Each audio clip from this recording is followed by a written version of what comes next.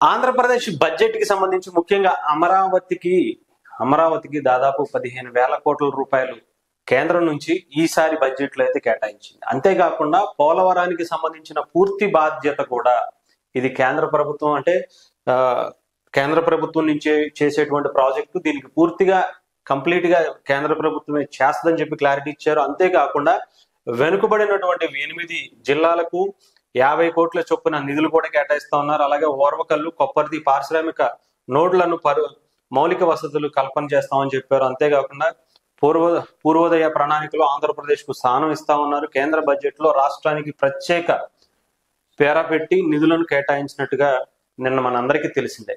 అయితే దీని మీద కొంతమంది అంటే ఇప్పటిదాకా ఆంధ్రప్రదేశ్ ని 2014 నుంచి మొదలు పెడితే 2024 వరకు కూడా ఇటువంటి 1 రూపాయి అనేది కూడా ఆంధ్రప్రదేశ్ కి, ఉమ్మడి ఆంధ్రప్రదేశ్ లో కూడా ఇంత ప్రాధాన్యత అనేది ఎప్పుడూ లేదు. ప్రత్యేకంగా ఇప్పుడు ఎందుకని ఆంధ్రప్రదేశ్ మీద ప్రత్యేకమైనటువంటి దృష్టి సారించింది కేంద్ర ప్రభుత్వం. ముఖ్యంగా అటు పోలవరం గురించి, ఆంధ్రప్రదేశ్ కి సంబంధించినటువంటి అమరావతి గురించి కావచ్చు, విశాఖ స్టీల్ ప్లాంట్ గురించి కావచ్చు, అనేక విషయాలను కూడా దీంట్లో పొందుపరుస్తూ దీంట్లో ఈసారి బడ్జెట్ లో 2024 జరిగినటువంటి బడ్జెట్ లో కేటాయించడం జరిగింది. అయితే దీనికి ఉన్నటువంటి స్పెషల్ ఏంటి అనేది మనం ఇప్పుడు సీనియర్ జర్నలిస్ట్ అక్షర్ సత్యం గారిని ఫోన్ లైన్ లో తీసుకుని మాట్లాడదాం. అంటే ఇన్ని సంవత్సరాల తర్వాత ఒక అద్భుతమైనటువంటి బడ్జెట్ ని అటు బీహార్కి కానీ ఆంధ్రప్రదేశ్కి కానీ ఎక్కువగా కేటాయించడం పట్ల ఏంటి కేంద్రం ఆలోచన అనేది కూడా ఒకసారి తెలుసుకునే ప్రయత్నం చేద్దాం. Sir good morning sir. Good morning sir.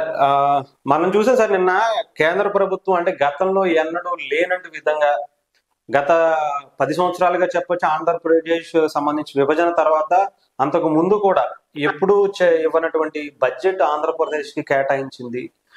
దీంట్లో ముఖ్య కారణం ఏంటంటే సార్ ఇంత ఎక్కువగా ఆంధ్రప్రదేశ్ మీద దృష్టి పెట్టడం, కేంద్రం ఇంత బడ్జెట్ ఇవ్వడం దేనికి సూచన అంటారు సార్ దీనికి? సార్ బడ్జెట్ లో ఇప్పుడు ఫస్ట్ నరేంద్ర మోడీ గారు ఫస్ట్ ప్రైమ్ మినిస్టర్ గా ఉన్నప్పుడు ఫస్ట్ 5 ఇయర్స్ చంద్రబాబు నాయుడు గారు చీఫ్ మినిస్టర్. అవును సార్. అవును సార్. నెక్స్ట్ 5 ఇయర్స్ కూడా జగన్మోహన్ రెడ్డి గారు చీఫ్ మినిస్టర్. అవును సార్. చంద్రబాబు నాయుడు గారు ఉండగా ఏదో కొద్దిగా ఏది నోటు బడ్జెట్ రీఎంబర్స్మెంట్ క్యాపిటల్ సిటీకి ఏదో 100 కోట్లు ఇవ్వడం అయ్యింది కొద్దిగా ఇచ్చారు. ఏదో నామమాత్రంగా పోలవరానికి మాత్రం కేంద్ర ప్రభుత్వం ఆధీనంలో తీసుకుంటాం. పోలవరం ప్రాజెక్ట్ కూడా ఏదో క్వరీ చేస్తా ఉండేది, లేదా బిల్స్ పంపిస్తుండే బిల్ మ్యాచ్ కాలేదని పంపిస్తూ ఉండేది, ఏదో నామమాత్రం ఇచ్చారు కానీ పెద్దగా ఇవ్వలే. అవును సార్. అవును సార్. జగన్మోహన్ రెడ్డి గారు ఉండగా పెద్దగా వీళ్ళు అడగాలేదు, వాళ్ళు ఇవ్వలేదు. అవును సార్, అది కరెక్టే సార్. ఏదో ఓల్డ్ జ్యూస్ 1-2 జ్యూస్ క్లియర్ చేయడం తప్పించే. అవును సార్. అవును. అయితే ఈసారి మాత్రం గత 10 సంవత్సరాలకి భిన్నంగా కేంద్ర బడ్జెట్ లో ఆంధ్రప్రదేశ్ పేరు పదే వినిపించడం, కేటాయింపులు కూడా బాగా ఉండడం, అమరావతికి 15,000 కోట్లు అన్నోదేమో ప్రతిపక్షాలు అది లోన్ అని విమర్శలు చేస్తుంటే మళ్ళీ ఆర్థిక మంత్రి నిర్మలా సీతారామన్ గారు క్లారిఫికేషన్ ఇవ్వడం, అది మాది బాధ్యత మేమే భరిస్తామన్నాం, పోలవరం గురించి కూడా మాదే బాధ్యత మేమే నిర్మిస్తామని అనడం, ఇవన్నీ కూడా గొప్ప సూచకం అండి. అవును సార్. అవును సార్. ఇది అంతటికి కారణం కూడా 2 కారణాలండి. ఒకటి బీజేపీ కూటమి ప్రభుత్వంలో చేరడం, 2 పవన్ కళ్యాణ్ గారు అని నేను భావిస్తున్నానండి. ఎందుకంటే చంద్రబాబు నాయుడు గారు చూసి ఇచ్చారంటే మరి ఫస్ట్ 5 ఇయర్స్ లో కూడా ఇవ్వరుగా, ఇవ్వచ్చుండొచ్చు. లేదా జగన్మోహన్ రెడ్డి గారు చూసారంటే జగన్మోహన్ రెడ్డి చీఫ్ మినిస్టర్ గా ఉన్నప్పుడు ఇవ్వచ్చుగా. అవును సార్. ఏం కాదండి, ఇదైతే కూటమి ఏర్పడడానికి ముఖ్య కారకుడు పవన్ కళ్యాణ్ గారి యొక్క మంచితనం అయితేనే, లేదా అతని సాక్రిఫైజెస్ అయితేనే, లేదా కూటమి ప్రభుత్వం మనం ఉన్న భాగస్వామ్యం వల్ల అయితేనే, లేదా కూటమి అది సెంట్రల్ లో బీజేపీ ప్రభుత్వం ఏర్పడడానికి ప్రధానమైన కారణం ఆంధ్రప్రదేశ్ ఎంపీలనే కృతజ్ఞతాపూర్వక భావం అయితేనే మంచి కేటాయింపులు ఉన్నాయండి. అవును సార్, నిజం సార్. అంటే బీహార్ తో పోలిస్తే కొంత తక్కువ ఉండొచ్చు. అవును సార్. అంటే బీహార్ ని మనం పోల్చుకోవడం అంత మంచిది కాదు, ఎందుకంటే మనకన్నా వెనుకబడినటువంటి స్టేట్ అనుకో డెఫినెట్ గా సార్. వెనుకబడిందని కాదండి, అంటే ఆ ప్రకారంగా చూస్తే మనదే వెనుకబడిందే బీహార్ కంటే కూడా. అంటే బీహార్ ఎప్పుడో పాత స్టేట్. ఒకటండి, నార్త్ ఇండియాకి సౌత్ ఇండియాకి ఎప్పుడు డిఫరెన్స్ ఉంటుంది. Central government north India states కి ఇచ్చిన కేటాయింపు సౌత్ ఇండియాకి ఏమో. ఓకే. అయితే ఈసారి మాత్రం ఇప్పుడు నార్త్ ఇండియన్ స్టేట్స్ అయితే ఈస్టర్న్ స్టేట్స్ అని మన ఆంధ్రప్రదేశ్ కూడా అందులో కలిపింది. కేవలం ఆంధ్రప్రదేశ్ మీద అభిమానంతో ఈస్టర్న్ స్టేట్స్ అని బీహార్, వెస్ట్ బెంగాల్, ఒరిస్సా వాటితో కూడా ఆంధ్రప్రదేశ్ కలపాల్సిన అవసరం లేకపోవడం కలిపి ఈ రాష్ట్రాలకు అభివృద్ధికి ప్రత్యేక ప్రణాళికలు రచిస్తాము, పారిశ్రామిక అభివృద్ధి కోసం ప్రత్యేకమైన అదే ఇన్సెంటివ్స్ అయ్యి ఇచ్చి, పన్ను రాయితీలు అయ్యి ఇచ్చి మేము అభివృద్ధి చేస్తామన్నారు. అది కూడా మంచిదండి. అవును సార్. అంటే గతంలో లేనటువంటి విధంగా ఈసారి సౌత్ ఇండియాలో ముఖ్యంగా ఆంధ్రప్రదేశ్ లో కావచ్చు, కేరళలో కావచ్చు, కర్ణాటకలో కావచ్చు, తెలంగాణలో కావచ్చు ఎక్కువ శాతం ఎంపీలు కూడా గెలుచుకున్నారు సార్. ఇప్పటి వరకు అంటే సౌత్ ఇండియా మీద ఎప్పుడు దృష్టి పెట్టలేదు, కానీ ఇక్కడ అంత రిజల్ట్ కూడా వాళ్ళకి రాలేదు. కానీ ఈసారి చెప్పాలంటే బెటర్ దెన్ నార్త్ ఇండియాతో పోల్చుకుంటే సౌత్ ఇండియాలో ఎక్కువగా బీజేపీని ఆదరించిన పరిస్థితి కనిపించింది, ఎక్కువగా మెరుగుపడింది ఈసారి. ఆ దృష్టితో ఏమన్నా కూడా పెట్టారనుకోవచ్చా సార్? ఇక్కడ కూడా వాళ్ళు పాగా వేయడానికి ఏమన్నా ప్రయత్నం చేస్తున్నారు అనుకోవచ్చా సార్? వాళ్ళు పాగా వేయడానికి ప్రయత్నం చేయాలి అంటే 10 years నుంచి చెయ్యాలి. అవును సార్, అవును సార్. 10 years అధికారంలో ఉండి ఆ తెలంగాణలో గాని ఆంధ్రప్రదేశ్ లో గాని పాగా వేయడానికి ఏ ప్రయత్నం బీజేపీ చేయలే. ఓకే. కర్ణాటకలో చేసిందంటే కర్ణాటకలో బీజేపీ గవర్నమెంట్ లేనప్పుడు, సెంట్రల్ లో బీజేపీ గవర్నమెంట్ లేనప్పుడు కూడా కర్ణాటకలో అధికారంలోకి వచ్చింది. అవును సార్, అవును. కర్ణాటకలో బీజేపీ మొదటి నుంచి బలంగానే ఉంది. అవును సార్, అవును సార్. ఆంధ్ర విషయంలో ఇప్పుడు బడ్జెట్, ఇప్పుడు తెలంగాణ విషయానికి వస్తే తెలంగాణకు అసలు కేటాయింపులు లేవని రేవంత్ రెడ్డి గారు, తెలంగాణ వాదులందరూ గట్టిగా విమర్శిస్తున్నారు. తెలంగాణకి అయితే ఈసారి అయితే బడ్జెట్ లేని కేటాయింపులు లేవండి. అదే సార్, అదే సార్. ఆంధ్రాకి ఇవ్వడానికి ముఖ్యమైన కారణం నేను అనుకోవడం కూటమి ప్రభుత్వంలో బీజేపీ చేరడం. అసలు యాక్చువల్ గా ఇది బీజేపీ ప్రభుత్వం యొక్క రెస్పాన్సిబిలిటీ సార్ ఇది. అవును సార్, అవును సార్. ఇప్పుడు ఈ కేటాయింపులు ఏదైతే చేశారో ఇవన్నీ కూడా విభజన చట్టంలో ఉన్న వాటికే చేసేది తప్ప వేరేది ఏమి చేయలేదు వీళ్ళు.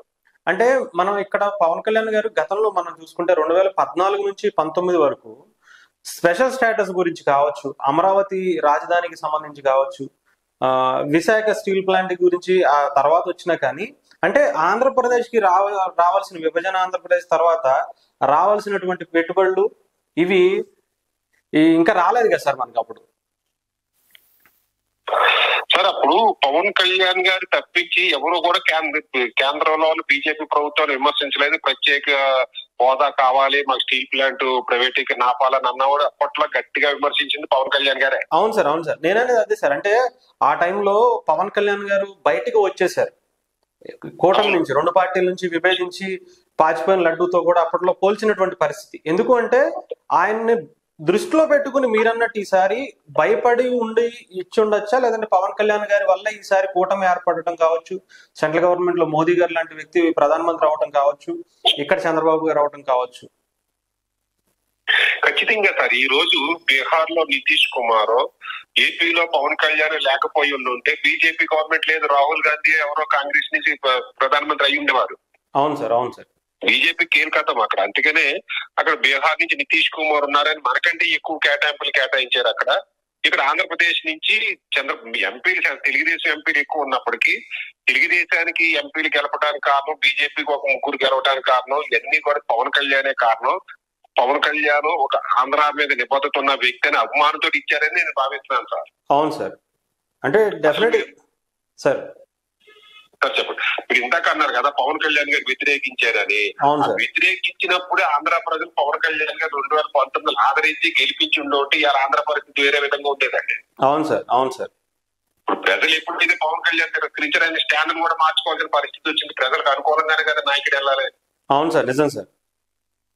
చెప్పండి సార్, మీరు ఏదో అనుకున్నారు. అంటే మనం కూడా గతంలో చూసుకుంటే నిజంగానే అంటే సార్ ఎప్పుడైతే నెగ్లిజెన్సీ చేసిందో పవన్ కళ్యాణ్ గారి మాటలను కావచ్చు, లేదంటే ముఖ్యంగా ఇక్కడ పవన్ కళ్యాణ్ గారిని పక్కన పెట్టిన విధానం, అవన్నీ కూడా మనం 2014 నుంచి 19 వరకు చూసాం వాళ్ళు బయటకు వచ్చిన తర్వాత. ఈసారి మాత్రం పవన్ కళ్యాణ్ గారు చెప్పిని చెయ్యకపోతే ఆయన తిరిగి మాట్లాడే అవకాశం కనిపిస్తుంది మళ్ళీ. ఆయన డెఫినెట్ గా ఆయన ఉద్దేశం ఏంటంటే ప్రజల సమస్యల పట్ల నేను ఎంతవరకు అయినా సరే వెళ్తాను, అవసరమైతే నా కుటుంబాన్నే వదులుకున్న వాళ్ళని నేను ఎవరినైనా వదులుకోవడానికి సిద్ధంగా ఉన్నానని చాలా ధైర్యంగా చెప్పారు. అంటే పార్టీని ఉద్దేశించి కాకపోయినా మీ వీళ్ళకు కూడా వర్తిస్తుంటారా సార్ అవి ఆ ఒక్క వ్యాఖ్యలు? ఖచ్చితంగా అందరికీ వర్తిస్తారు సార్. నిన్న కూడా అసెంబ్లీలో నేను ఇప్పుడే విన్నా పవన్ కళ్యాణ్ గారు మాట్లాడుతూ, అధ్యక్ష నేను రాష్ట్ర ప్రయోజనాలు కాపాడడం కోసమే కూటమి ప్రభుత్వంలోకి వచ్చాను, మా చర్యలన్నీ కూడా రాష్ట్ర ప్రయోజనాలు కాపాడడం కోసం ఉంటాయి.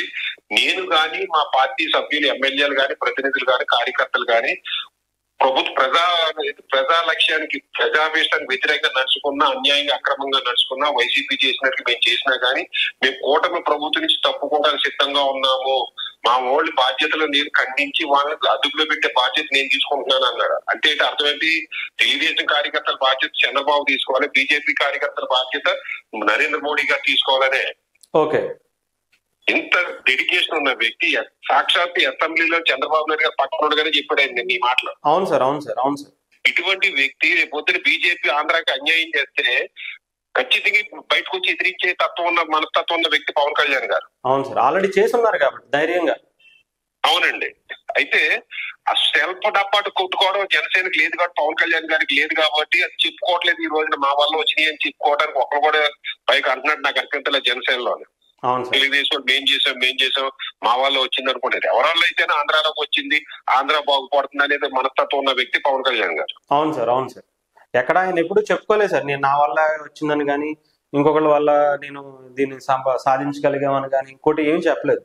కేంద్ర ప్రభుత్వం ఇవ్వాల్సిన అవసరం ఉంది, ఇచ్చారు, ఇచ్చినందుకు సంతోషం. అది కూడా మంచి ప్యాకేజ్, మంచికి ఎక్కువ అమరావతి నిర్మాణానికి సంబంధించి ప్రత్యేకంగా ప్రస్తావిస్తూ అమరావతి నిర్మాణం అంటే ఈ 10 సంవత్సరాల్లో భారతదేశంలోనే కాదు ప్రపంచంలో రాజధాని లేని రాష్ట్రం ఏదైనా ఉందంటే ఒక అమరావతి అని చెప్పి నిర్మలా సీతారామన్ కూడా ఆవిడ కూడా చెప్పుకుంటూ వచ్చారు. చాలా అది నేను విన్నానండి. ఆమె చాలా స్పష్టంగా చెప్పారు, పోలవరం నిర్మించాల్సిన బాధ్యత మాది.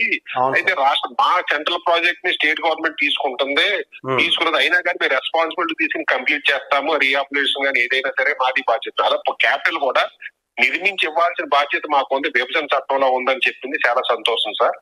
దాంతో పాటు ఇది విశాఖపట్నం టు చెన్నై కారిడార్ కానీ, అటు హైదరాబాద్ టు బెంగళూరు కారిడార్ కానీ డెవలప్ చేస్తా ఉన్నారు. ఇండస్ట్రియల్ కారిడార్, వీటికి ఇండస్ట్రియల్ ఇన్సెంటివ్స్ కూడా ఇస్తానన్నారు. వాటి గురించి ఫాలో అప్ చేయాలి పవన్ కళ్యాణ్ గారు అయితేనే, చంద్రబాబు నాయుడు గారు అయితేనే. అవును సార్.